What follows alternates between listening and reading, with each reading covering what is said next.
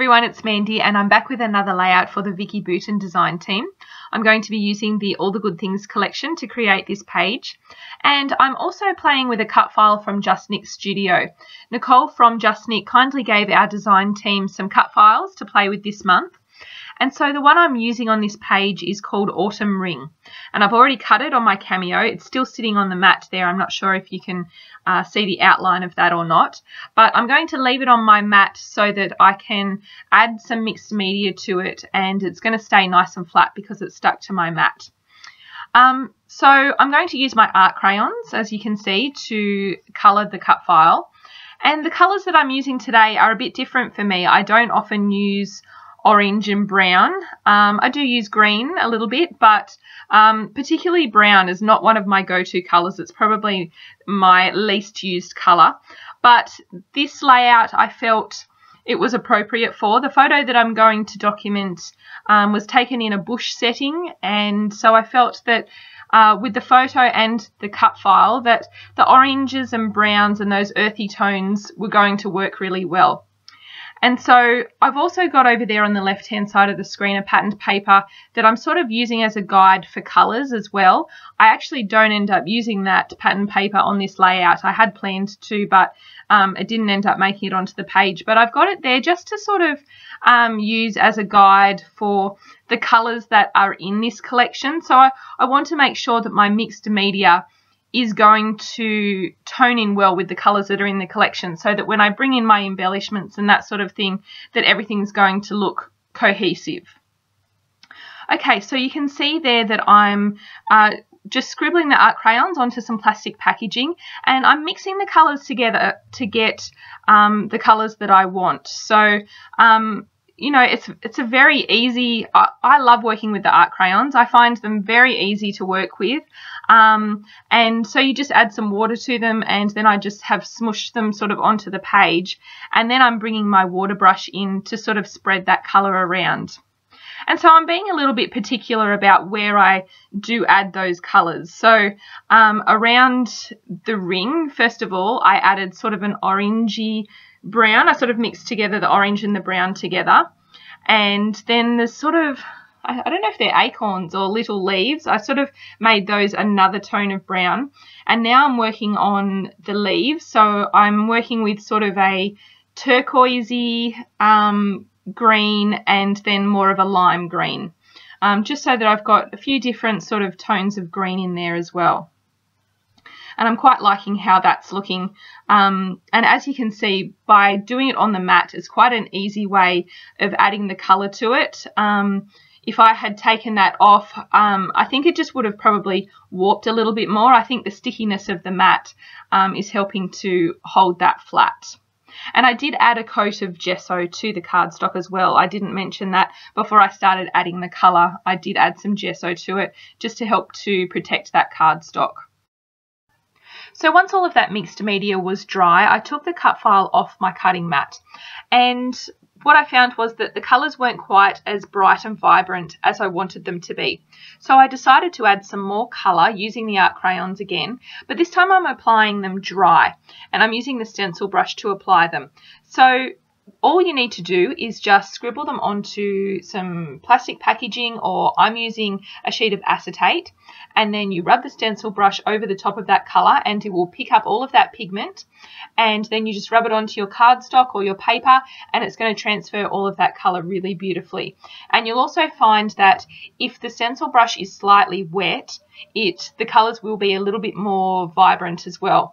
As you can see, in between using each colour, I'm just cleaning the stencil brush on a baby wipe, and because that's leaving the stencil brush a little bit damp in between applying the colours, it's making those colours a little bit more vibrant. If you don't want them quite as vibrant, then use the stencil brush. Make sure that it's dry before applying it. So I'm just adding more of the same colours on top of where I've already added them, but this is just adding some more depth of colour, and so I just keep applying more colour where I want it until I'm happy with the vibrancy and the brightness of that colour, and I'm really liking how this is looking now. So that's more the sort of colours that I was going for.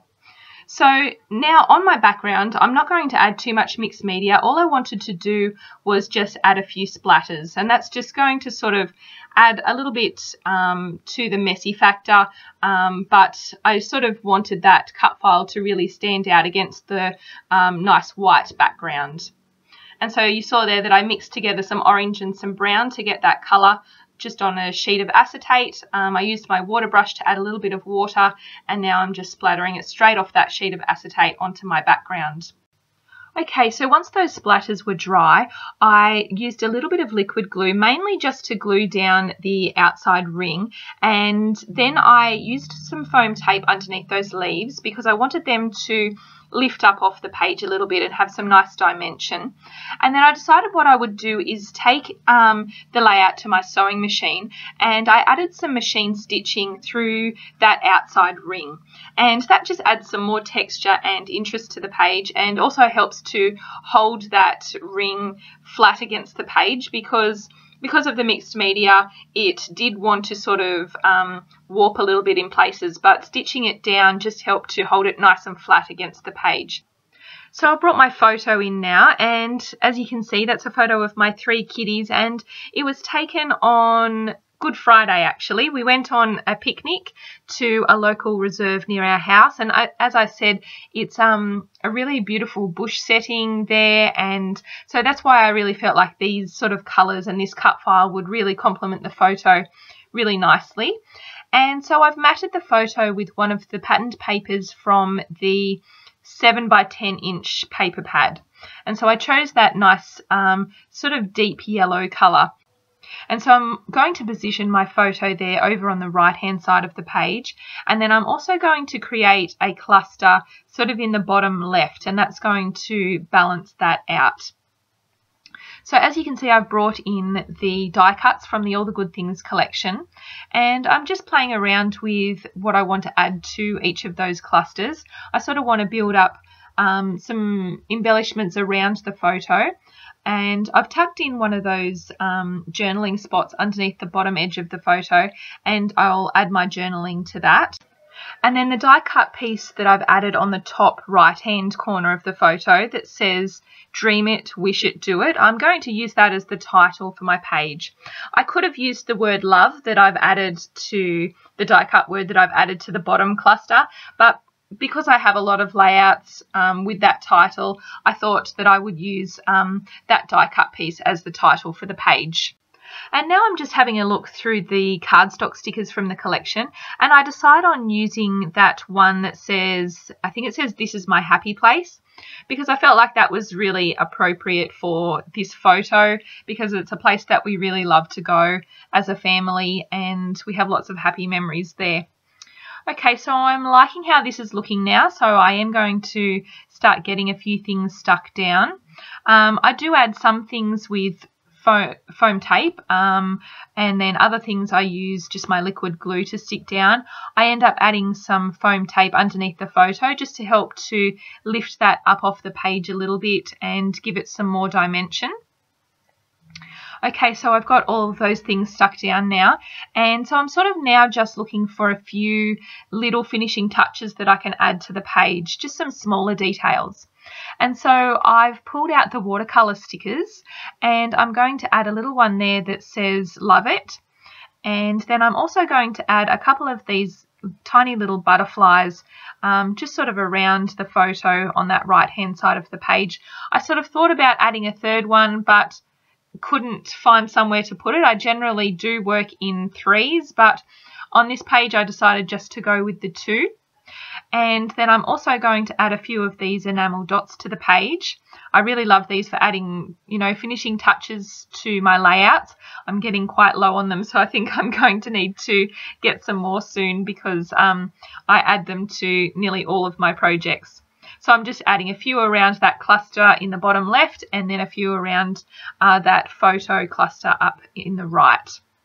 So now I've typed up my journaling on my typewriter, and I cut it up into little strips, and I'm going to add that there to that journaling spot. And I'm just using some narrow double-sided tape to get that stuck down. And I think that's going to be the last thing I do. Oh, I do add my date stamp as well.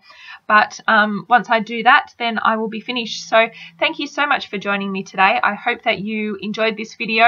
If you have any questions, please leave them in the comments below. And I will be back soon with another video. So I'll see you then. Bye.